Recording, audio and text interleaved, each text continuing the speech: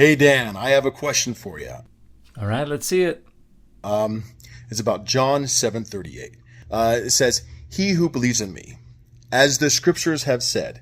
So he's quoting scripture as the scripture has said. Out of his heart will flow rivers of living water.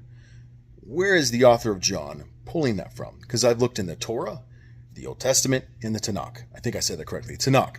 And I can't find that word for word anywhere. Hey, thanks for a great question, and you're absolutely right. There's no passage anywhere in canonical or non-canonical Jewish scripture that could plausibly be a source for this quotation. Some people argue you've got to take the ancient Greek translation of Psalm 77, 16, and 20 and combine it with Zechariah 14:8 and squint real hard at it and move things around to make it work, but that still does not fit. Neither does Isaiah 12:3 or 44:3 or 55:1 or 58:11. We have references to living waters coming out from underneath the temple in Jerusalem. We have references to living waters coming out from the rock or the crag that Moses struck in the wilderness. We never have any references to living waters coming out from someone's belly or insides or heart, as some English translations render. And we also nowhere find this phrase, rivers of living waters. That's something unique to this passage.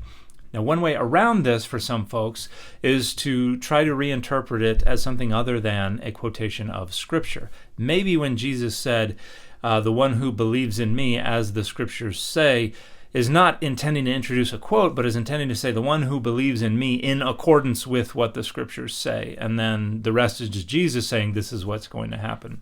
That's a possible interpretation. I don't think it's very likely. This is a pretty consistent scripture quotation formula. And so I think most likely what we're dealing with here is an author who is either making up a scripture, is altering a scripture that exists somewhere without really telling us, or is quoting some scripture that has not been preserved in the texts that have come down to us.